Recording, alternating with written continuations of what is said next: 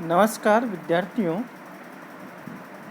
आज हमारी चर्चा का विषय है राजस्थान के भू-आकृतिक प्रदेश का चौथा और अंतिम भाग दक्षिण पूर्वी पठारी प्रदेश या हाड़ौती पठार।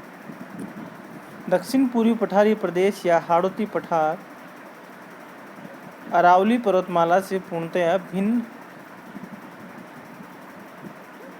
भू स्वरूप है।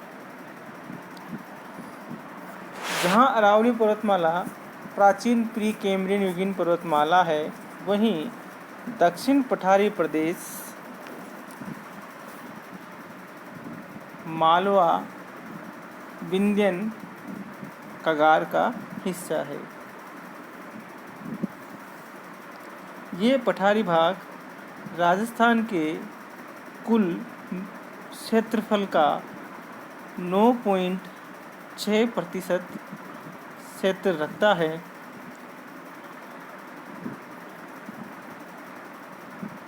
यह पठार मेवाड़ के दक्षिण पूर्व में चंबल के सहारे से फैला हुआ है।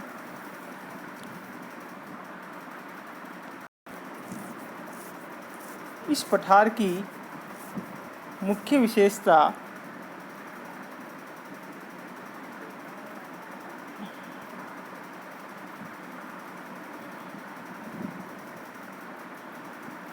यह है कि यह पूर्णतया अपरदित हो चुका है। इसलिए इस पठार को 3 मुख्य भू-आकृतिक स्वरूपों से भिन्न रखा गया है। इस उपयुक्त मानचित्र में दक्षिण पूर्वी पठारी प्रदेश या हाड़ौती पठार की स्थिति दिखाई दे रही है। लाल रंग से ये घिरा क्षेत्र राजस्थान का है, जो मालवा पठार का हिस्सा है। यहाँ पर मालवा का पठार, ऊपर माल का पठार, मेवाड़ का पठार, हाड़ौती का पठार और बारा की उच्च भूमि आदि देखने को मिलती है। इनके मध्य नदियों के द्वारा निर्मित छोटे छोटे मैदानी क्षेत्र, बीड़ क्षेत्र भी पाए जाते हैं, जो पूर्णतया अनुपजाऊ क्षेत्र हैं। प्रशासनिक दृष्टि से इसमें झालावाड़, बूंदी, कोटा, चित्तौड़, भीलवाड़ा, बांसवाड़ा और बारा जिला आता है। इसकी समुद्र तल से औसत ऊंचाई 450 से 600 मीटर के लगभग मानी गई है। ये पठार मध्य प्रदेश की सीमा पर बुंदेलखंड से प्रारंभ होता है और इसमें चंबल व उसकी सहायक नदियाँ पार्वती, काली सिंध, परवन आदि का अंशतः इस भाग में बहती है, जहाँ पर कुछ कृषि कार्य भी होता है। भू-आकृतिक दृष्टि से इसे हाड़ौती, मेवाड़ या ऊपर माल के पठार कहते हैं। इस पठार को निम्नलिखित भौतिक विभागों में विभाजित किया गया है। जैसा कि आप अभी उपयुक्त पठार के मानचित्र को देख रहे हैं, हाड़ौती पठार या दक्षिण पूर्वी पठार को मुख्य रूप से 5 मुख्य वर्गों में रखा गया है। नंबर 1 विंध्यन कगार या पठारी क्षेत्र, दूसरा दक्कन लावा पठारी क्षेत्र, तीसरा मैदानी क्षेत्र, चौथा उच्च भूमि, पांचवा बीड़ क्षेत्र। उपयुक्त मानचित्र में अब दक्षिण पूर्वी पठार का सीमांकन किया गया है,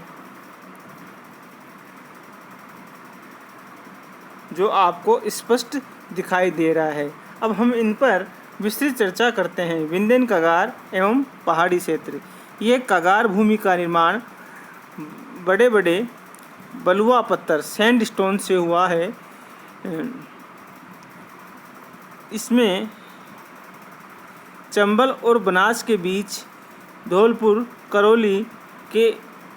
करौली और बूंदी में एक कगार के रूप में भूमि स्थित है, जिसे संभवतया विंध्यन कगार के नाम से जाना जाता है। अरावली वलित पर्वत के सहारे स्थित सीमा भ्रंश से इस कगार को पूर्व की ओर धकेल दिया गया है। इसमें दो मुख्य पहाड़ी श्रृंखला पाई जाती है, मध्य बूंदी या बूंदी की पहाड़ियाँ और मुकुंदरा श्रेणी। बूंदी की पहाड़ियाँ बूंदी जिले के पश्चिम से उत्तर पूर्व की ओर फैली हुई है। उत्तर पूर्व की और दक्षिण पश्चिम दिशा में दो पहाड़ी दिशाओं में दो पहाड़ी श्रेणियाँ समानांतर रूप से फैली हुई है, जिसकी औसत ऊंचाई 600 से 700 मीटर है। इसकी सबसे ऊंची चोटी हिंडोली तहसील के सहारे 70 ग्राम के पास स्थित है।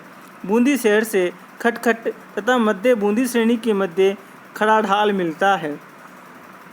इस क्षेत्र में मेज नदी बहती है, जो मुख्य रूप से इस क्षेत्र को अपर्दन का कार्य करती है। यहाँ पर समय माधोपुर कोटा के बीच एक प्राकृतिक दर्रा भी पाया जाता है। दूसरी पर्वत श्रेणी है मुकुंदरा श्रेणी।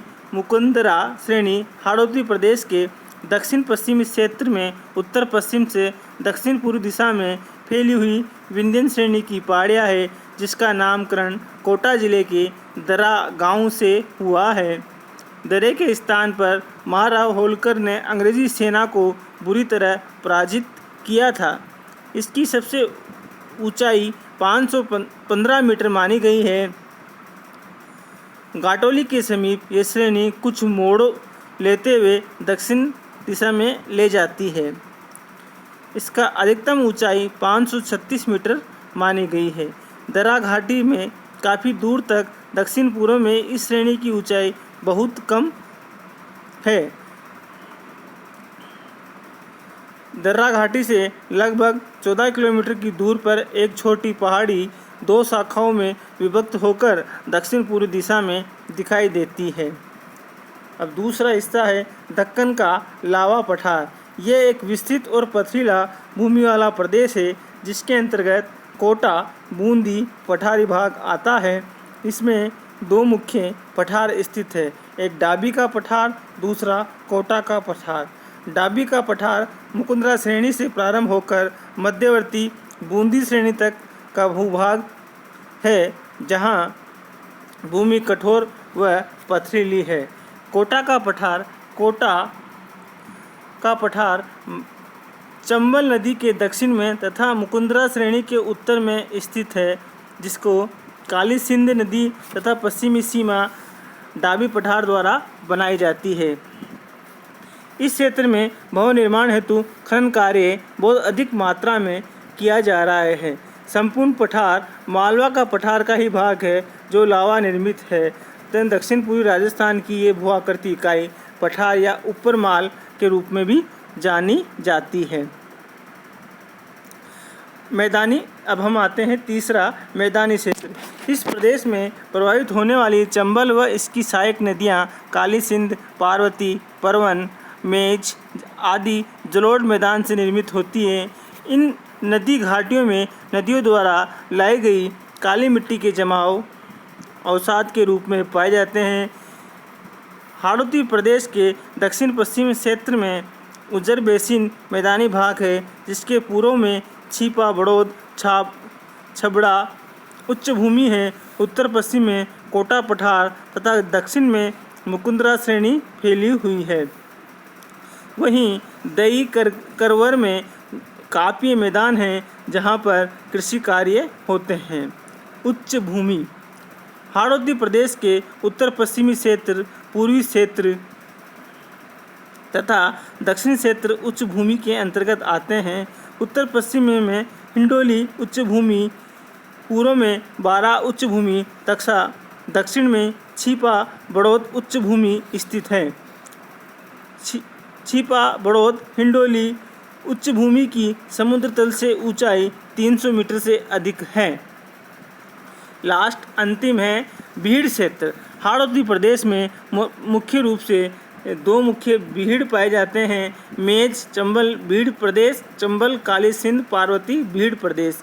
प्रदेश के उत्तरी, मध्यवर्ती, उत्तरी व पूर्वी क्षेत्र में बीड़ क्षेत्र फैला हुआ है। ये क्षेत्र चंबल व उसकी सहायक मेज, काली सिंध, पार्वती आदि नदियों द्वारा मृदा अपरदन के कारण ग्रसित है।